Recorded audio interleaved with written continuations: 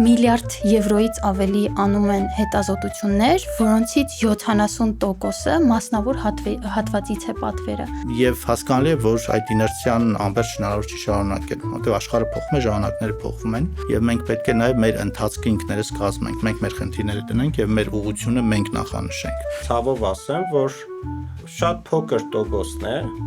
որ գիտակցում է, որ հետազոտություն ունենալը կարևոր է։ Նույնիսկ գիտակցում է, ոչ թե ունի կամ չունի։ Ամրոցային տրամաբանությունը իրար մեջ ներփակված լինելու խանգարել է, որպեսզի այս երկու համակարգերը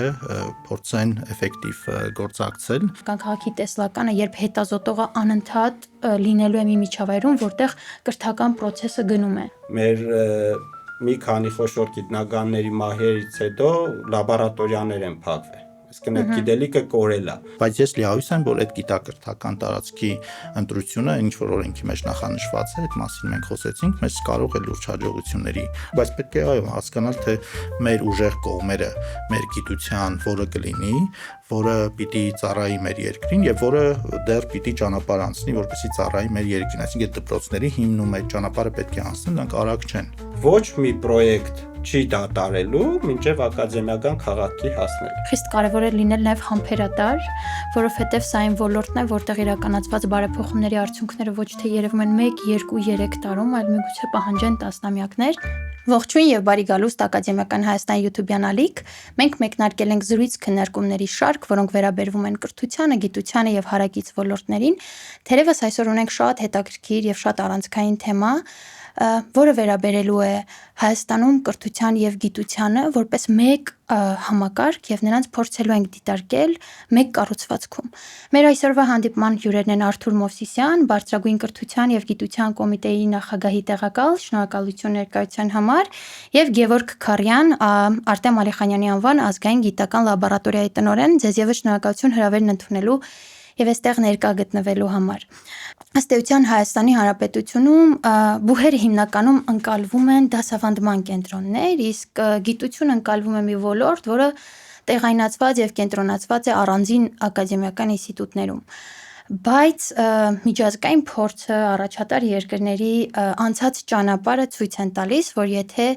այս երկու ոլորտները մեկտեղվում են մեկ ընդհանուր համակարգում, ես նկատի ունեմ, որ սրանք գործում են որպես մեկ ընդհանուր օրգանիզմ, կախված, փոխկախված եւ փոխկապված են իրար, ունենում ենք ավելի զարգացած եւ որակյալ կրթություն եւ ավելի արտադրողական գիտություն, հա, եւ ըստ էության արդեն պատճառահետևանքային կապերով նաեւ զարգանում է տնտեսությունը եւ այլն։ Այս համատեքստում իմ ամենասիրելի օրինակներից, որի մասին ես միշտ եմ խոսում եւ շատ հետաքրքիր օրինակ է Գերմանիայի Ֆրաունհոֆերի մոդելը, որ մոդելը կենտրոնացած է 70-ից ավելի, հիմա թիվը հստակ չեմ հիշի, կիրառական կենտրոնների հետ, որոնք տարեկան, էլի հստակ չասեմ, որ չսխալվեմ, միլիարդ եվրոից ավելի անում են հետազոտություններ, որոնցից 70%-ը մասնավոր հատվածից է պատվերը։ Եվ արդյունքում մոդելը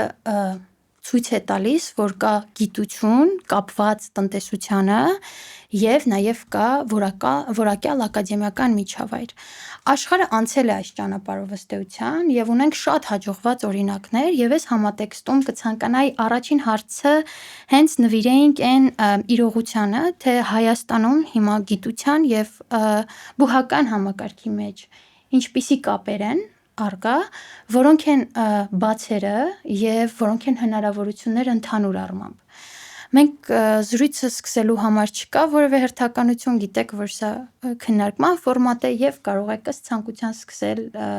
ով կցանկանա հարցին պատասխանել։ Պարոն Մովսիսյան, խնդրեմ։ Շատ լավ, երևի մի քիչ հետ գնանք, դուք շատ ճիշտ նշեցիք, որ ինչ-որ իմաստով բարձրագույն կրթությունը եւ գիտությունը չասենք անջրպետ է մեջը, բայց մի քիչ հեռացել են։ Ես տեղ կուզենայի ավելացնել, որ էլի ձեր բերած օրինակով Ֆրաունհոֆերի ցանցի մենք բարձրագույն կրթությունը եւ գիտությունը մի քիչ նաեւ բիզնեսից են հեռացել,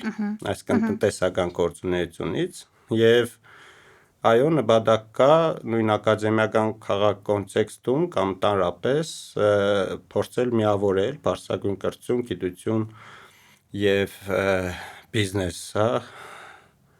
բարձր տեխնոլոգիական արժեք ստեղծելու այդ ստարտափներ եւ այլն մեկտեղ էլ մեկ վայրում, որը էլի աշխարհի փորձ ցույց է տալիս, որ շատ սիներգիկ են գործում եւ մեկը մյուսի համար է նաեւ, հա, ոչ թե ինչ որ մի դրամի օղակը ծառայում է մյուսին, այլ փող լրացնող, փող օգնող, փող շահավետ համագործակցություններ են ծելում։ Ինչ ունենք հիմա ու ինչի է այսպես, օրինակ, եթե էլի հետ նայենք խորհրդային միության տարիներին ինչ ենք ունեցել, մենք եթե շատ հետ գնանք,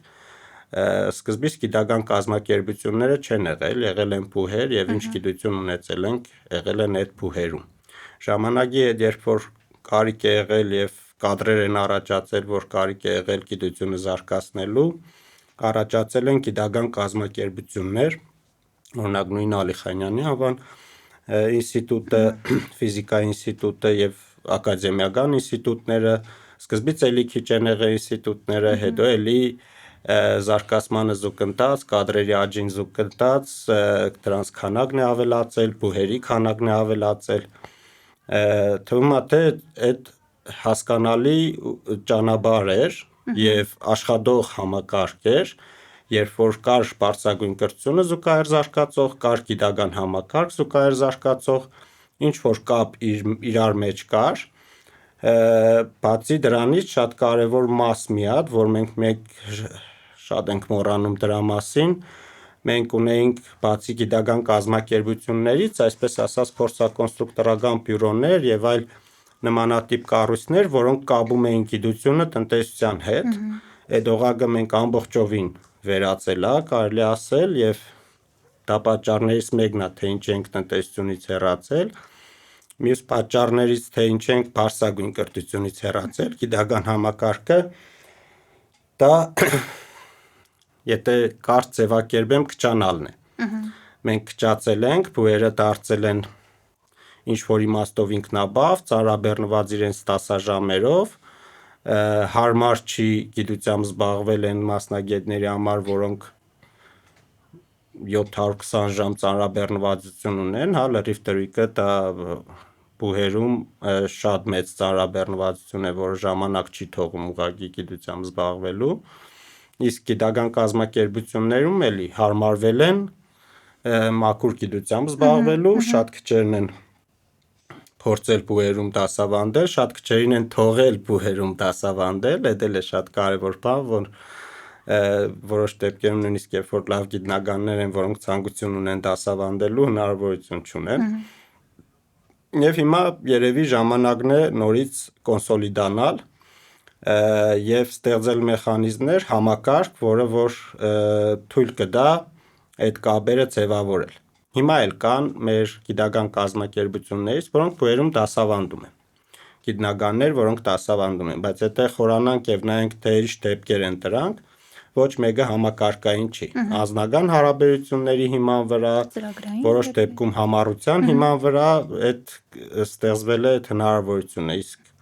այս մոդելը առաջարկում է այդ հնարավորությունը համակարգային դնել, որովհետեւ անձերից կախված չլինի։ Շնորհակալություն։ Պարոն Քարյան, այս համատեքստում որպես առանձին հետազոտական կենտրոն, հա, այսպես ասած, ձեր դիտանկյունից որոնք են այդ բացերը, որ ըստ ձեզ խոչընդոտում խանգարում են գիտության եւ կրթության համակարգի այդ սիմբիոզին։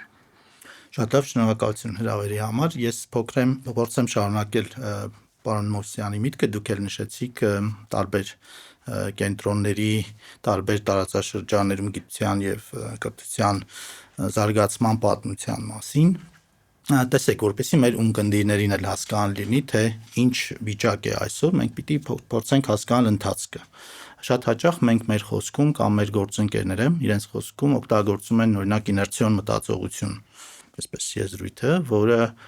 բոլորս հասկանում ենք ինչ է, բայց ես կարծում եմ արժի կանգ առնել եւ մանրամասները փորձել վերհանել, ինչ է դա նշանակում։ Տեսեք, ժամանակին նախ ինչ է իներցիան, մենք ֆիզիկոսներ ենք, պարոն Մովսյանն էլ է ֆիզիկոս։ Իներցիան դա մի բան է, երբ որ դուք ինչ որ ուժ ունեք, ազդում եք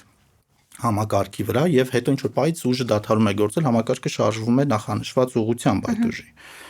Մենք շատ հաճախ հենց դրա մասին խոսելով սա նկատի ունենք, այդ ուժը իհարկե տասնամյակներ շարունակ մեծ գիտակրթական տարածքի, խորհրդային տարածքի, սովետական տարածքի այդ ուժն է,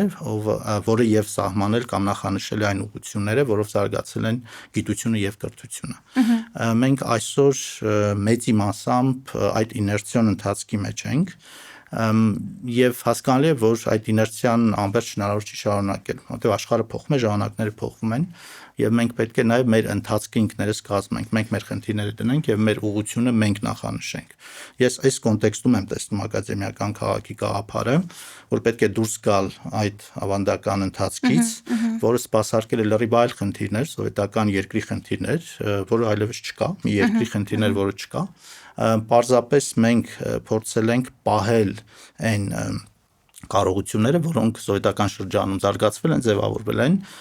այլ կերպ ասած, թե իներցիայի անալոգիայի մեջ նայենք, այդ դիմադրությունը փորձել ենք հնարավորինս քչացնել։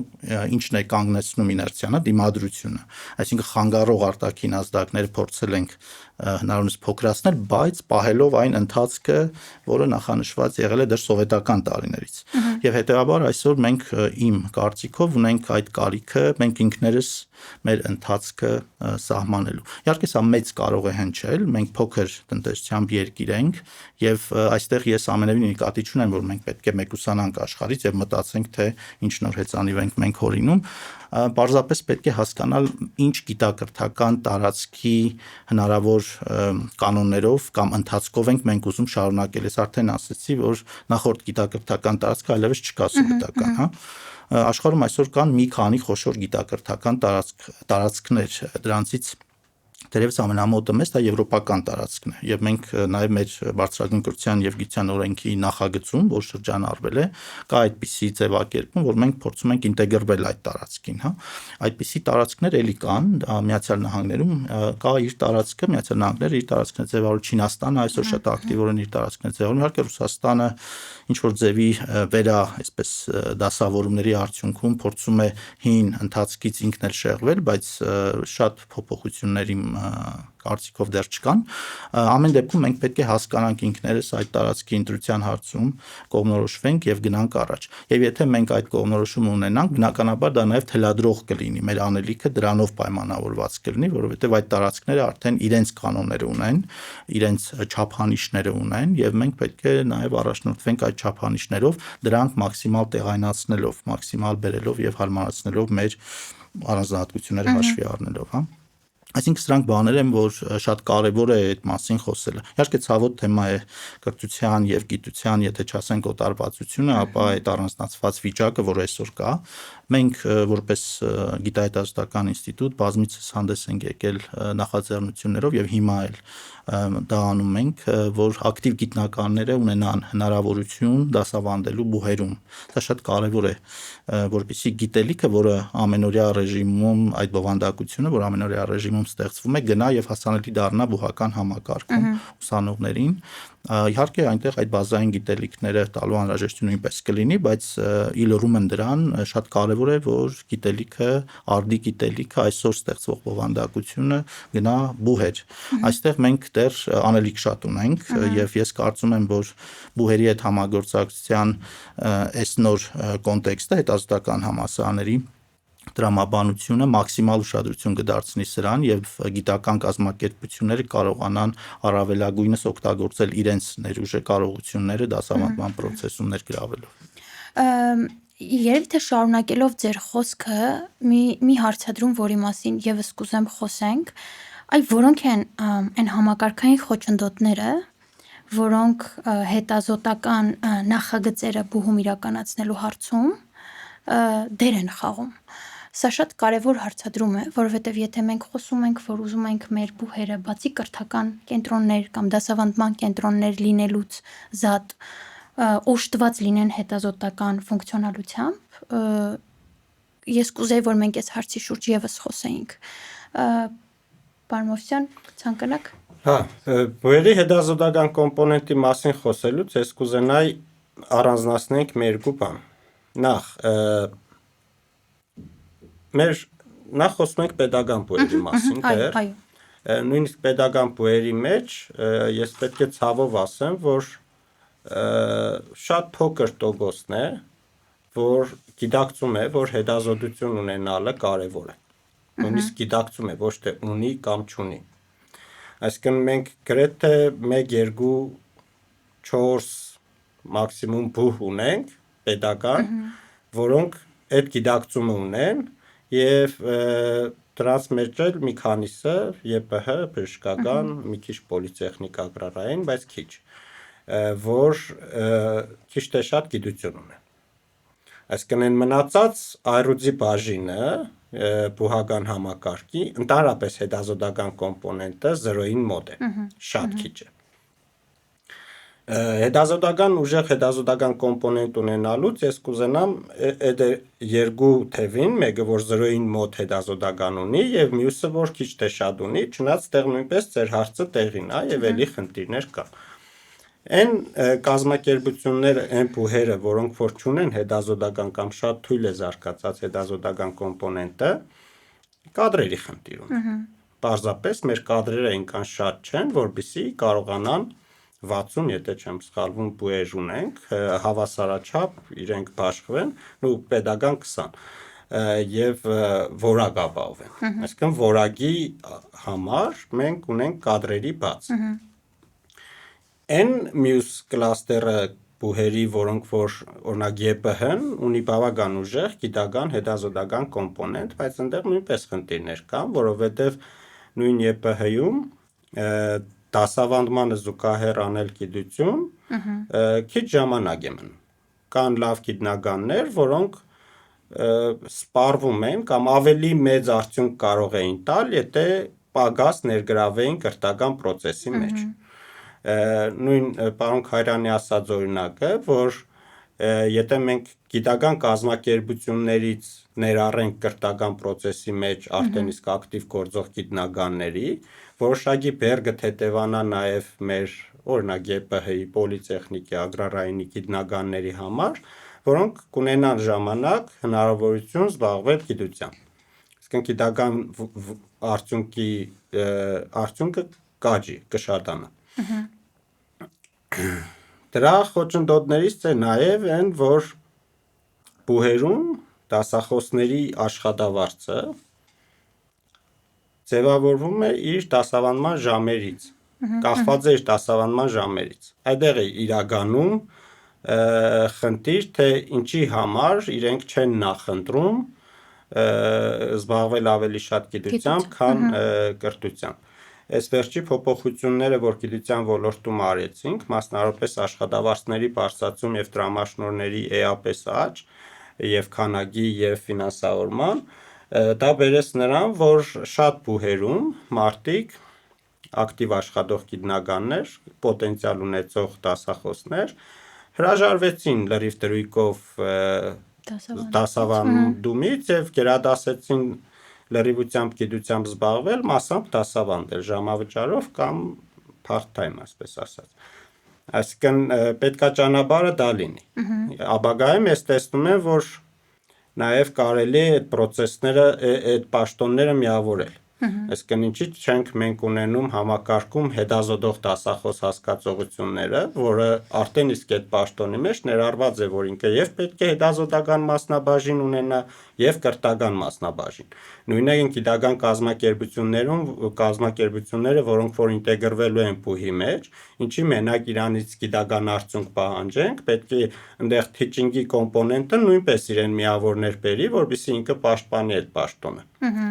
Այսինքն, երբ որ մենք այդ կարողանում ենք համակարգային լուծել, ամեն դեպքում ինչ բարեփոխում էլ անենք, պետք է մեր թիրախային խումբը ուզենա, որ ինքը գիտությամբ զբաղվի, դա շահեգան ու հարմար լինի իրեն, եւ ֆինանսապես եւ հաճելի լինի։ Եվ հակառակը գիտնականը ուզենա լսարան մտնի եւ դա շահեգան եւ ֆինանսապես եւ աշխատանքի բնույթով լինի։ Այդ է, որ մենք ուզում ենք կարողանանք համակարգային լուծել։ Թե թույլ տաք ես պարոն Մամորսյանը հիմնական խնդիրները իհարկե նշեց, Տեսեք, բուհերի եւ գիտահետազոտական ինստիտուտների մասին խոսեցինք նախորդիվ, այդ ամրոցային տրամաբանությունը իրար մեջ ներփակված լինելու խանգարել է, որպեսզի այս երկու համակարգերը փորձեն էֆեկտիվ գործակցել։ Այդ մասին նշվեց, որ համառության շնորհիվ, ինչ որ անձնական կապերի շնորհիվ է դա ստացվել որոշ դեպքերում, բայց ոչ համակարգային, մոտեցում է եղել։ Դե ամրոցն էլ այնպիսի բան է, որ այնտեղ հեշտ մուտք ու ելք չկա, դա հենց քեզ պաշտպանում է ուրիշներից, Հիմա այստեղ շատ կարևոր է այդ ուրիշ տրոյական ցիչ ունի։ Այդ ուրիշի ընկալումը, որ մենք իրար ուրիշ չհամարենք, որովհետև մենք նույն մարմնի երկու մասեր ենք, բարձրագույն կրթություն ու գիտություն։ Այստեղ է գալիս այս խնդիրը, որ իհարկե բուհերում հիմնականում կենտրոնացած լինելով այդ դասավանդման process-ի վրա, իրենք ուղղակի ժամանակ չեն ունեցել, որպեսզի հետազոտական աշխատանքով զբաղվեն, բայց թերևս նաև պետք է առանձնացնենք միջավայրային խնդիրը։ Բուհերը նաև հարմարեցված չեն եղել, ոչ բոլոր բուհերն են հարմարեցված եղել, այսպես ասենք, հետազոտական աշխատանքի համար։ Շատ հաճախ մեր բուհերը, որ գնանք նայենք, լսարաններ են, այսինքն լսարաններում կարելի է միայն դասավանդել որպես կանոն, Հիմա այս բոլորը պետք է մի ընդհանուր կոնտեքստում նայել, որ նաև միջավայրը ակադեմիական քաղաքի կամ նմանատիպ այլ միջավայրեր ստեղծելը շատ կարևոր է գիտնականի համար գործելու, ասատորեն գործելու, հետազոտական աշխատանքով զբաղվելու ի թիվս դասավանդման։ Երևի սա է պետք նաև առանձնացնել, թե ինչու բուհերում ակտիվ գիտական process չկա, բացի կադրերը, բացի դասավանդումը, նաև միջավայրային խնդիրը։ Իհարկե վերջի տարիներին բավականին հագեցել են բուհերը հետազոտական սարքավորումներով, բայց միևնույնն է միջավայրը մի քիչ այլ բան է։ Պետք է դրանք կարելի է ունենալ լավ լաբորատորիաներ, բայց չունենալ մասնագետներ։ Դե այս փոխկապակցվածության կադրերը միշտ են խնդիր, կադրերը միշտ են խնդիր, Պանքարյանի ասածը շարունակեմ, իրոք այդ միջավայրը ենթակառուցվածքները դա կլինի եւ սարքավորումների մասով դա ֆինանսական է, պետությունը քայլեր ձեռնարկում է, բայց միջավայր ես ենթակառուցվածքների հարմարվածությունն եմ նաև հասկանում, որ շենքային պայմանները հարմարեցված չեն դրան։ Ավելին ասեմ, դա ոչ միայն շատ բուհերի շենքային պայմաններ հարմարեցված չեն, որպեսզի գիտական հետազոտություններ արվեն։ Մեր այս պահին գործող գիտական կազմակերպությունների մեծ մասը հարմարեցված չեն նորմալ գիտական հետազոտություններ անելու։ Եթե շրջենք մեր գիտական կազմակերպություններ, դրանք նույնպես լսարանային լոգիկայով կամ հարակացարանային լոգիկաներով են սարքած։ Միջանցք սենյակներ, այսինքն այն կլասիկ գիտական հետազոտությունների համար ստեղծված այդ առումով մի քիչ բացառություն է ձեր ինստիտուտը, որը երևի հատուկ տարբեր մեծ, արագաճային ֆիզիկայի մեծ կոմպլեքս է եղել եւ դրա համար շատ են հարմարեցված կառույցները ինստիտուտում, բացի այդ օֆիսային տարածքներից։ Իսկ ակադեմիական ինստիտուտների մեծ մասը էլի այդ ոչ հարմարեցված կառույցներ են ու մի հատ հետաքրքիր բան էլ, որ մեր գիտնականների քանակը անդադ նվազել է եւ շատ գիտական կազմակերպությունների շենքային պայմաններ, բացի այն որ հնացել են, հիմա արդեն մեծ են այդ կազմի համար, այսինքն ազատ հարգեր կորպուսներ, սենյակներ են առաջացել եւ հագարակը կան գիտական կազմակերպություններ, որոնք ի սկզբանե փոքր տարածքներում են եղել եւ իրենց բնական զարգացումը էր, որ իրենց գիտությունը զարգանում է եւ իրենք ուզում են նոր կադրեր ներգրավեն, արդեն տարածքները չեն հերիքում, այսինքն ստեղ նույնպես մի հատ աբսուրդ իրավիճակ ունենք, որ մի դեպքում չենք կարողանում ընդլայնվել, ես կարող եմ օրինակներ բերել, օրինակ հնագիտության ինստիտուտը ակադեմիական, էկոկենտրոնը ակադեմիական, որոնք պոտենցիալ ունեն, ուզում են, կարող են ընդլայնվել, շենքային պայմանները թույլ չի տալիս։ Եվ արդեն այնտեղ մի շարք են օրինակները, որ գիտական կազմակերպությունները ի սկզբանե ստեղծվել են մեծ քանակով գիտնականների համար, հիմա համալրված են մինչև 100 աշխատողներով։ Եվ ազատ տարածքներ կան, որոնց եւ պահպանման եւ տարատեսակ ծախսերը լրացուցիչ բեռեն կազմակերպության համար։ Երկու կողմից էլ խոսվեց կադրային անբավարարության մասին, այսպես ասած, եւ այս համատեքստում կուզեի անդրադառնալ նաեւ այն հարցին, թե ինչ անել կամ որոնք են այն ձևերը, որ անհրաժեշտ կլինի, որի ապահովումից հետո հնարավոր կլինի տեսնել գիտնականի ներգրավվածությունը դասապրոցեսում, ավելի պարզ ասած, ինչ անել, որ գիտնականը ցանկանա դասավանդել,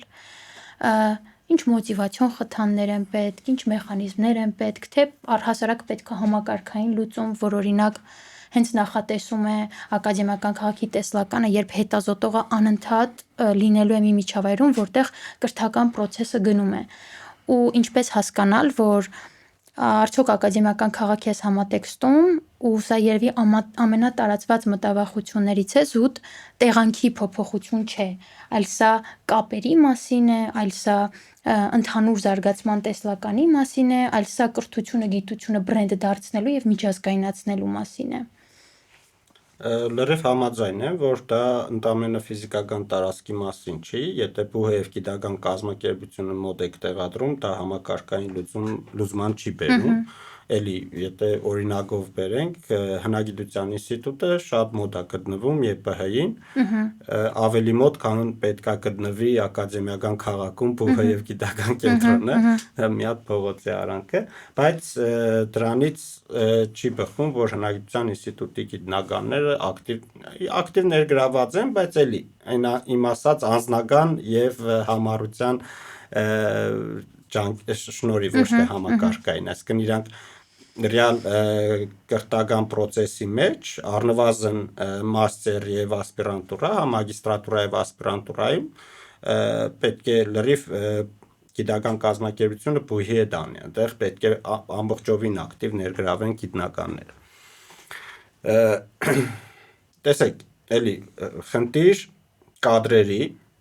Աշեք գիտությունը ես մի քանի խնդիրներ կան, հա, որոնք որ պետք է կարելի է մեծ կդորներ բաժանել։ Ենթակառուցվածքներ, դա եւ գիտական սարքավորումների մասով է եւ շենքային պայմանների մասով բազմաշերտ խնդիր է, կադրային ներուժ, որը էլի տարատեսակ աշխատավարձ գրանտներ, նոր կադրեր ներգրավել, արտասահմանի հետ կապեր, միջազգային հարաբերություններ եւ այլն, եւ իրավական դաշտ։ Եթե էլի տենց մեծ կդոր առանձնացնենք, իրավական դաշտն էլ պակաս կարևոր չի, որ երբ որ մենք ասում ենք, որ ֆիզիկական չի, պետք է ինչ-որ մեխանիզմներ լինեն, որ համակարգային լինի այդ խնդիրը, պետք է իրավական դաշտի տարատեսակ նախօրենքը թույլ տա, հետո համապատասխան ենթաօրենսդրական կարգերով դրանք սահմանվեն, որպեսզի այն իրավիճակը, որից անընդհատ բողոքում ենք, չունենանք։ Հիմա անդրադառնալով կադրերին, ես կուզենայի էլի մի փոքր ժամանակային zoom out լինենք եւ տեսնենք լավ Հայաստանի Հանրապետությունը, որը որ շատ դեպքերում հպարտանում ենք, ասում ենք, որ ուժեղ գիտություն ենք ունեցել առնվազն 80-ականներին, այդ մեր պիկներ, հա, 80-ականների վերջ, ուր էր 100 տարի առաջ, ինչ կադրեր ունեինք մենք եւ ոնց առաջացան այդ կադրերը։ Հա, էլի որ հետ ենք նայում, տեսնում ենք, որ այն որ սկզբից ես թվում է, թե սկզբից բուհ էր, հետո փոքր գիտական կազմակերպություններ, ակադեմիա եւ այլն, դրանք մարդկանց շուրջ են կառուցվել, որոնք բոլորը դրսից են եկել։ Այդ պահին հիմնականում Խորհրդային Միության կենտրոնից, հա, Մոսկվա, Պիտեր, բայց այդ ձև ենք մենք կարողացել բերել խոշոր մասնագետներ կամ իրենք եկել են այդ խոշոր մասնագետները, որը էլի հիմք է հանդիսացել, որպեսզի իրենց շուրջ մտել են լսարաններ, այդ մարդիկ ստեղծել են ինստիտուտներ եւ իրենց շուրջ այդ կադրերը ձևավորվել են։ Հիմա որպեսզի դա ունենանք, մենք նույն գործողությունները պետք է անենք։ Եթե մեր մոտ հիմա կադրային բաց ունենք, մենք նույն գործողությունները պետք է անենք։ Մենք հիմա կոմիտեով ունենք ծրագրեր, որոնք postdoc ինտեգրման ծրագրեր, որոնք միտված են դրսից գիտնականներ բերելու, բայց դա որոշակի թիրախային խումբ է համեմատաբար երիտասարդ միջին տարիքի։ Մենք ավելի մեծ տարիքի եւ կայացած պրոֆեսորներ բերելու խնդիր ունենք, ոչ թե որ չենք ուզում, այլ ոչ թե որ չունենք նման ծրագիր, այլ էլի այստեղ շատ մեծ հարց է առաջանում, երբ որ գիտնականը որոշում է կայացնում, իսկ աշխարհը բաց է, գիտնականը անընդհատ տարբեր տեղեր աշխատանքը փոխում է։ Ինչն է ազդում այդ որոշման վրա, որ ինքը գնա ինչ-որ մի կառույցում աշխատի։ Մենք միշտ ամեն Հայաստանի Հանրապետությունում առաջի տեղում դնում ենք ֆինանսականը։ Բայց հավատացնում եմ ձեզ, դրսի պրոֆեսորների համար առաջի տեղը ֆինանսականը չի։ Ֆինանսականը կարևոր կոմպոնենտ է, անհրաժեշտ կոմպոնենտ է, բայց դա ամենևին առաջին տեղը չի։ Միջավայրը, որը պարոն Քայրյանը ասում էր, սկսած շենքային պայմաններից, սկսած ինչ կոլեկտիվ է գալիս, ովքեր են այն գոլեգաները, որոնց հետ աշխատելու է, ովքեր են թեկուզ հարակից ոլորտի գիտնականները, որոնց հետ ինքը սեմինարների է մասնակցելու եւ այլ, շատ կարևոր են։ Այսինքն ակադեմիական քաղաքի կոնցեպտի կարևորությունը նաև կարենում է նրանում, որ դու ստեղծում ես մեկ շենքային պայմաններ, դա ֆիզիկական է, դա դեռ բովանդակությունը չի։ Երկրորդ փորձում ես այդ հնարավորությունը ստեղծես, այսպես ասած, անգլերեն cluster hiring-ը կոչվում, դու միաժամանակ տվյալ ոլորտի մի քանի մասնագետներ միաժամանակ բերես, որովհետև առանձին միգուցե իրենք չհամաձայնվեն, կամ որովհետև համապատասխան գոլեգաներ չկան, եթե այդ ոլորտը քիչ է զարգացած Հայաստանում, բայց այդ միաժամանակ աշխարհի տարբեր կետերից փորձես ներգրավել այդ գիտնականներին, դա արդեն կազդի իրենց որոշման վրա։ Այդ ձև ենք մենք պատկերացնում, որ հիմա համալրենք կադրերը, որոնք էլի դրսից գալով, մեր եղած ուժեղ գիտնականներին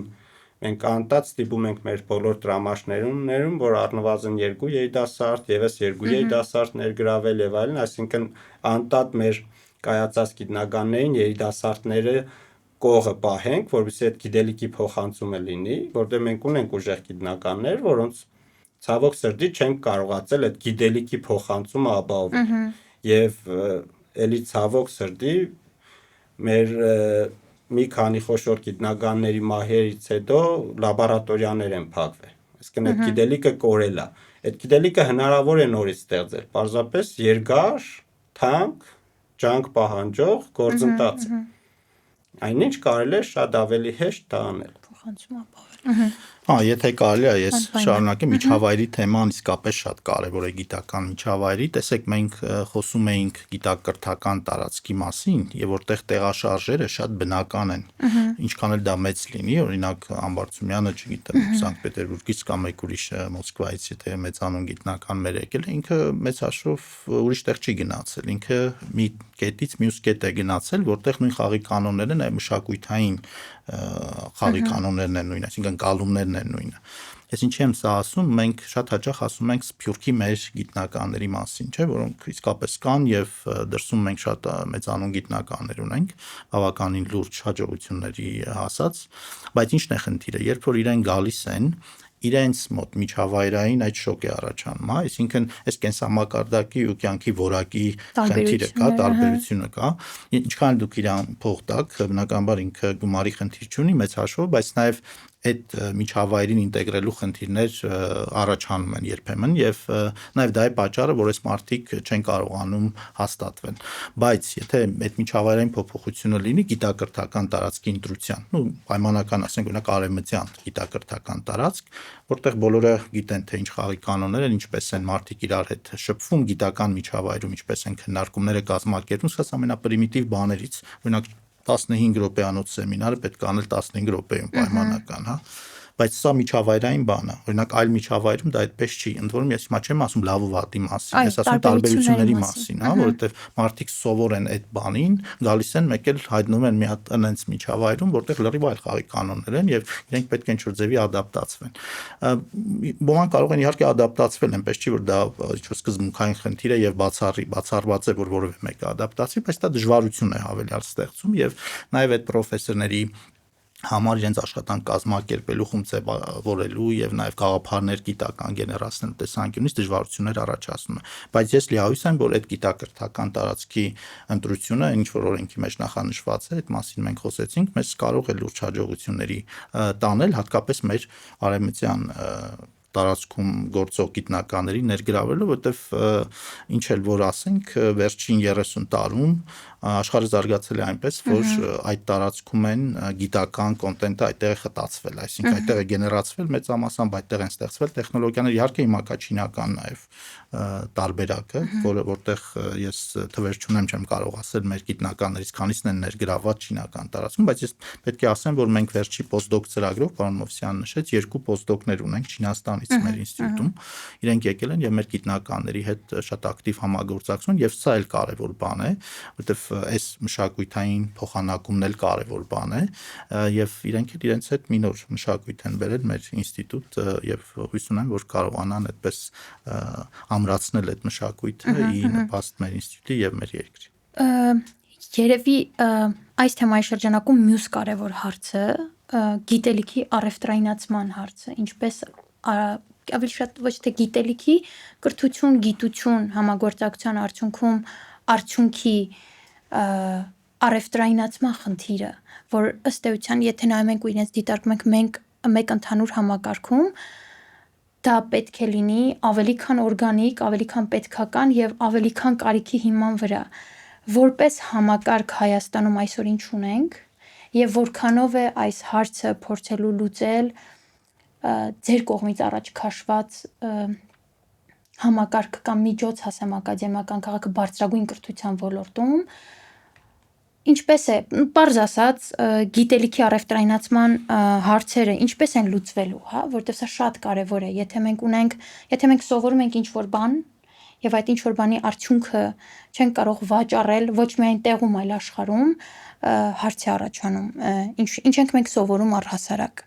Եվ թերևս դրանով է պայմանավորված, որ այսօր ունենք շատ ուսանողներ, ովքեր չեն աշխատում իրենց մասնագիտությամբ, որտեղ ժամանակին չեն գտել ճանապարհներ իրենց գիտելիքը մոնետիզացնելու, եւ այս համատեքստում գիտությունը, եթե դիտարկում են կրթությանը համընթաց ուղղություն,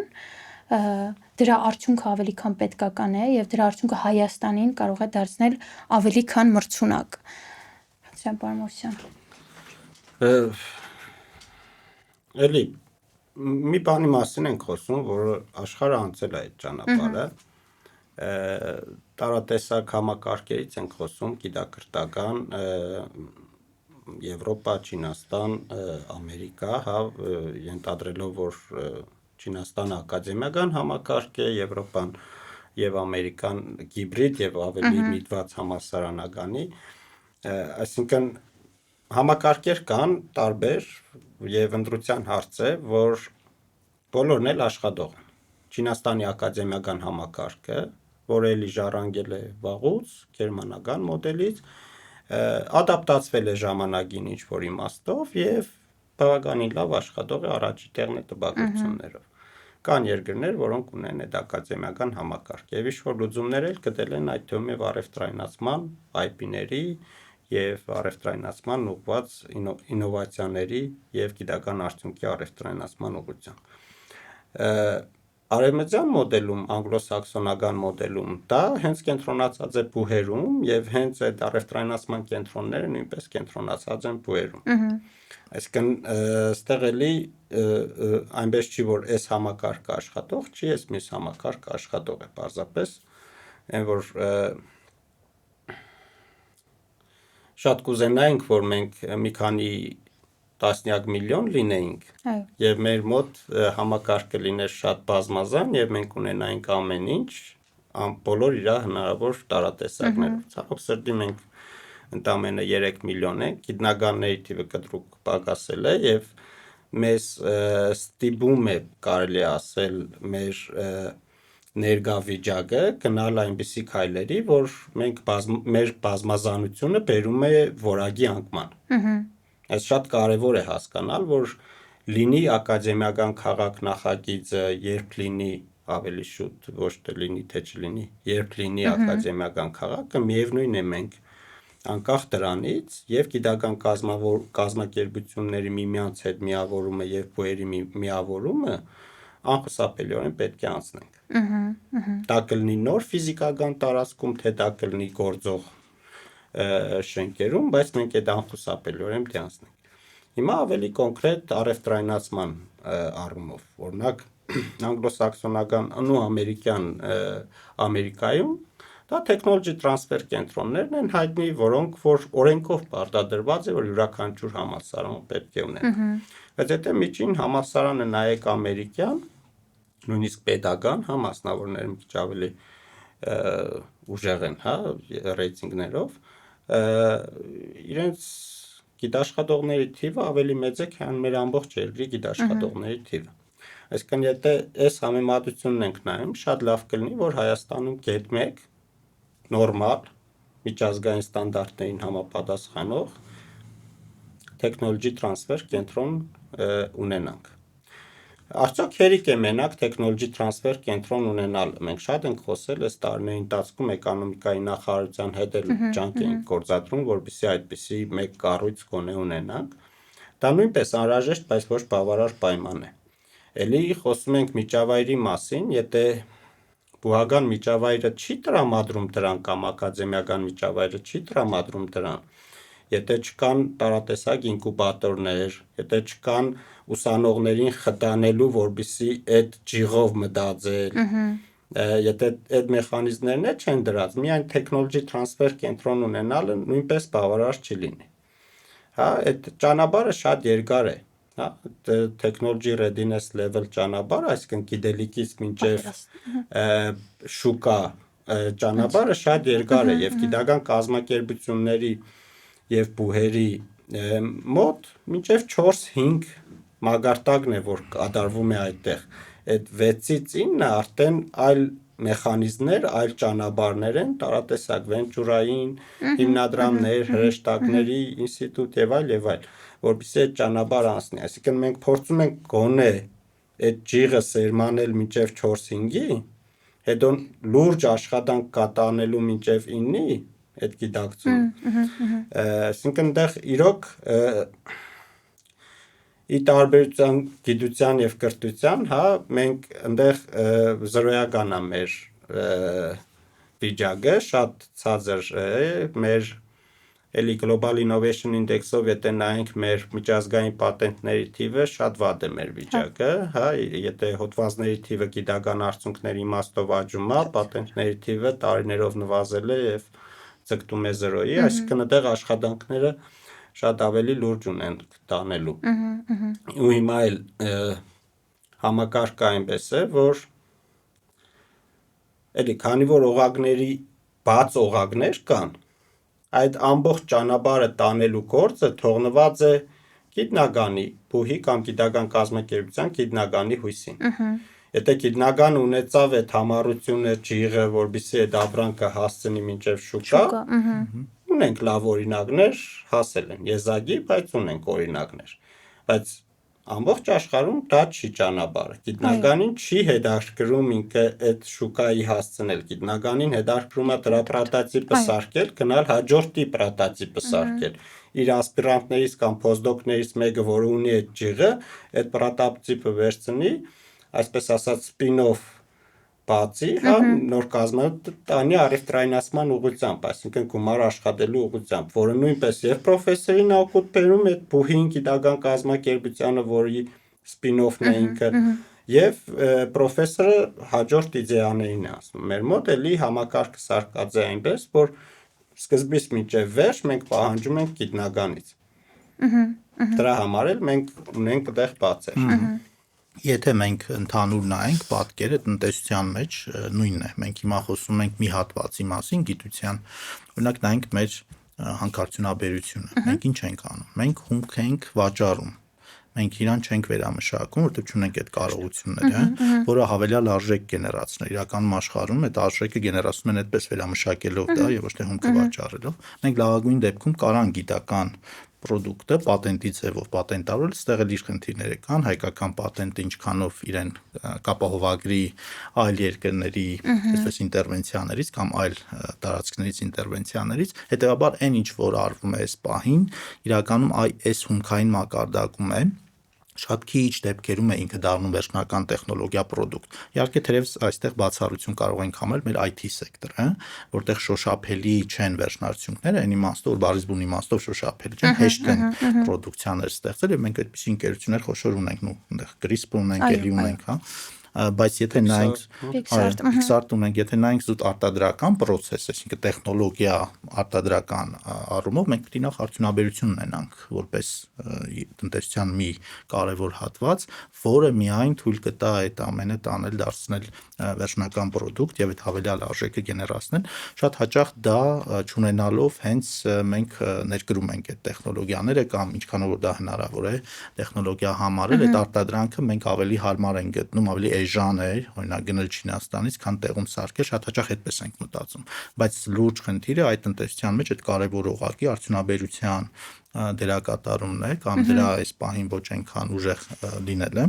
որը նաև մեր գիտնականին գիտությունը չի տանում կիրառական հատված, որը նաև տեխնոլոգիաներ պիտի դառնան վերջում, բայց հիմնարար գիտությունը եւ թերևս զարմանալի չէ, որ մեր հիմնարար գիտությունը շատ բարձր մակարդակի վրա է այսօր, որովհետեւ մարդիկ հենց այդ մտքեր գեներացնելու առումով Հայաստանում խնդիր երբեք չեն ունեցել, նաև սովետական շրջանում բավականին լուրջ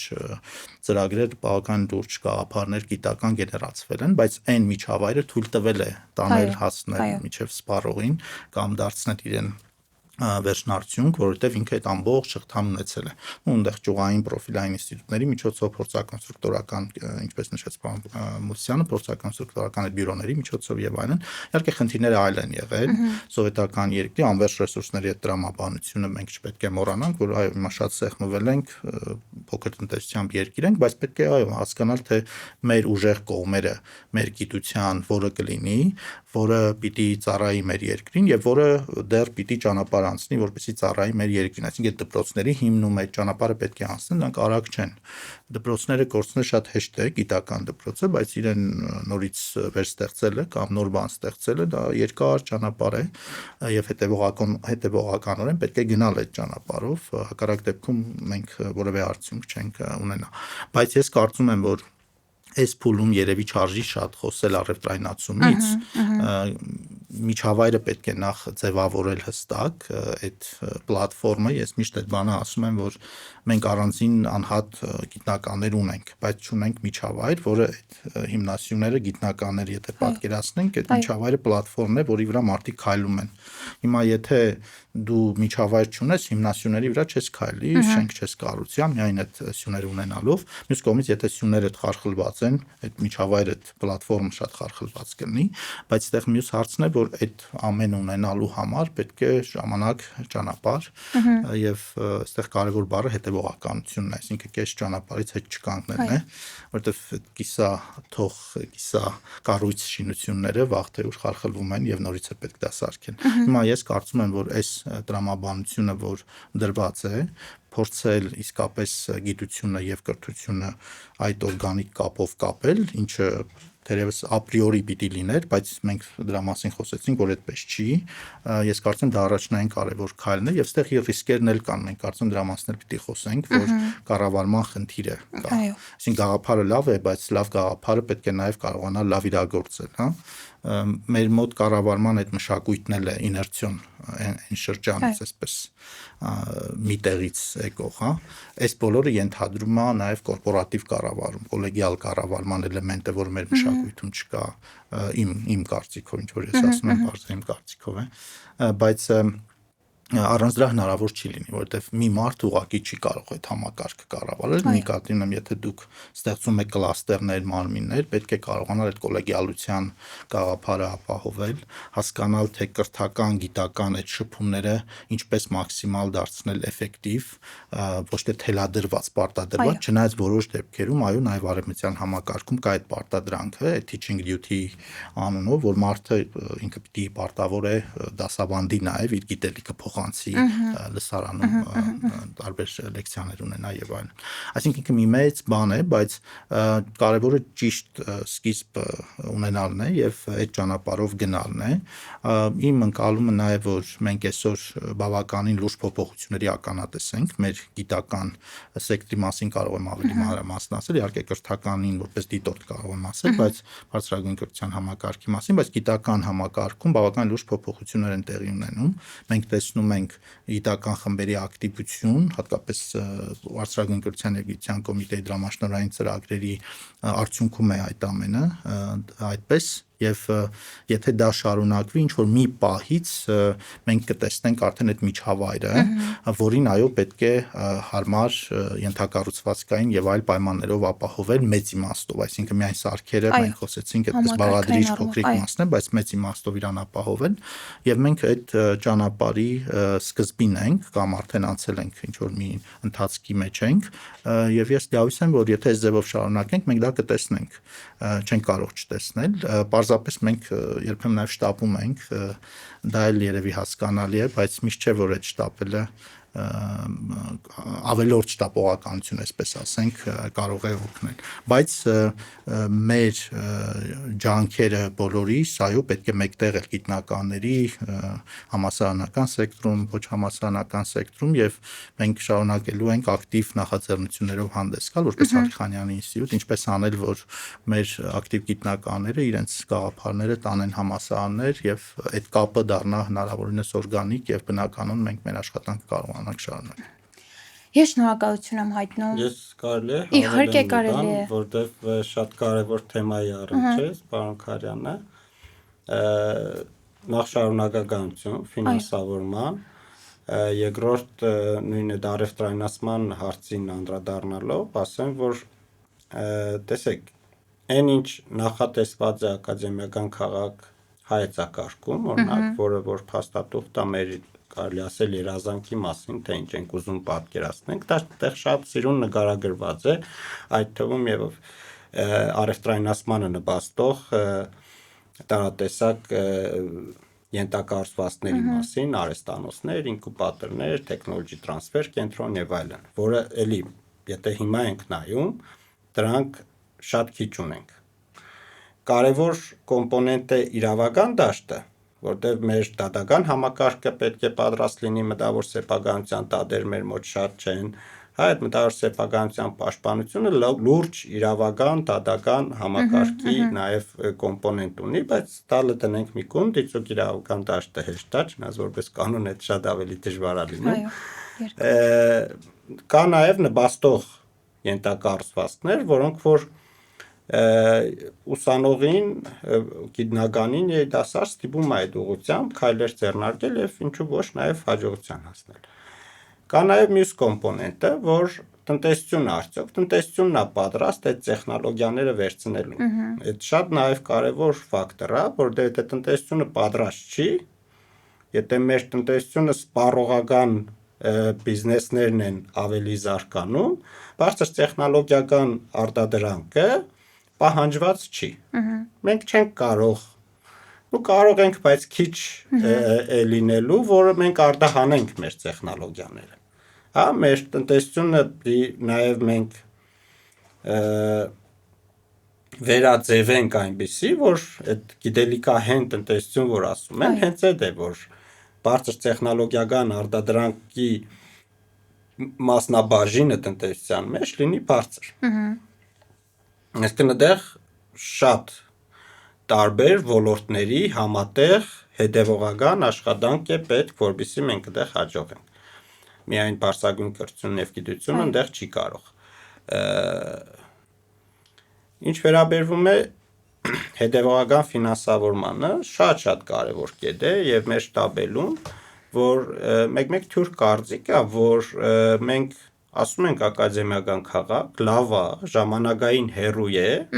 անհասանելի։ Ուրեմն հա, մենք հիմա նստենք, սպասենք, դիմանանք, մինչև ակադեմիական քաղաքը կլինի, բոլորիս համար լավ կլինի։ Այո։ Ոչ։ Մենք այսօրվանից, երեկվանից, 4 տարի առաջվանից սկսել ենք ակադեմիական քաղաքի բնակիչներին պատրաստել եւ այդ process-ը երբեք չի դադարել։ Այո։ Եթե չշատանա։ Սկսել ֆինանսավորումը այն հանձնառությունը, որ կառավարությունը վերցրել է բարձրագույն կրթության եւ գիտության ոլորտում ֆինանսավորումը ավելացնել, ներդրումները շատացնել եւ ենթակառուցվածքների եւ կադրերի եւ աշխատավարձերի մասով, դրանք բոլորը շարունակվելու են։ Ոչ մի պրոյեկտ չի դատարելու, մինչև ակադեմիական քաղաքի հասնելը։ Թյուր կարծիքներ կան դիտավորյալ են դաշտ նետվում այդպիսի կարծիքներ, որ հերու կետ ենք նշել, որպեսզի հիմա բան չանենք, մինչև այդ հերու կետը կհասնի, հետո կասենք դե չստացվեց։ Այնինչ ոչ, մենք 3-4 տարի առաջվանից,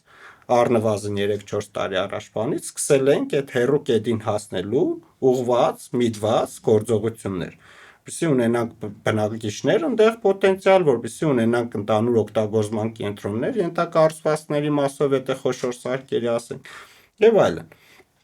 Զուգահեռ այլ բաներ էլ են տարբեր փուլերից մտնելու, վերապատրաստումներ, մենեջերներ եւ այլ տարատեսակ միջոցառումներ, որպեսզի հասնենք այդ կետին։ Այդ հարցով ես վստահեցնում եմ, որ ոչ մի ծրագիր չի դատարելու, ընդհակառակը մենք ամեն ինչ անելու ենք, որպեսզի այդ ծրագրերը լինեն, որպեսզի ակադեմիական քաղաքը որպես ֆիզիկական ենթակառուցվածք պատրաստ լինելու պես, այստեղ եւս մեկ միֆ փարատեմ, որ շատերի մոտ կարծիք կա, որ մենք հիմա պետքա մեր գիտական կազմակերպություններից եւ բուհերից դուրս գանք։ Այո։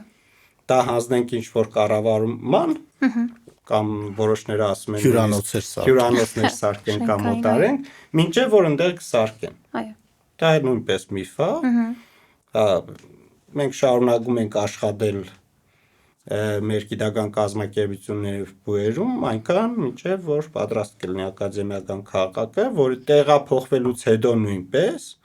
այդ ֆիզիկական տարածքները, որոնք հիմա կան Երևանում, նույնպես պատկանելու են ակադեմիական քաղաք հիմնադրամին եւ տնօրինվելու են կառավարվելու են, որպեսզի ի նպաստ ակադեմիական քաղաք ծրագրի, այսինքն դա տեղափոխվելուց հետո նույնիսկ մնալու է արդեն թող այդ միջավայրը որոշի, թե պետք է օտարել, թե վարձով տալ, կախված նրանից ինչ տարածք է, ինչ պատմական նշանակության շենք է եւ այլ եւ այլ։ Երբ թե կրթության եւ գիտության ոլորտում նախատեսված բոլոր բարեփոխումները ռեսուրսից, կազմակերպվածությունից, համակողմանիությունից բացի խիստ կարեւոր է լինել նաեւ համբերատար, որովհետեւ սա այն ոլորտն է, որտեղ իրականացված բարեփոխումների արդյունքները ոչ թե երևում են 1, 2, 3 տարում, այլ միգուցե պահանջեն տասնամյակներ։ Եվ այս համատեքստում ամփոփելով մեր այսօրվա հանդիպումը, շատ շնորհակալություն եմ ձեզ հայտնում բովանդակային քննարկման համար, իսկ մեզ դիտողներին խնդրում, որպեսզի գրեք ձեր բոլոր այն հարցերը, որոնք հետաքրքրում են այս թեմաների շրջանակում, մենք կփորձենք դրանց պատասխանները տալ հաջորդիվ մեր քննարկումներում։ Շնորհակալություն։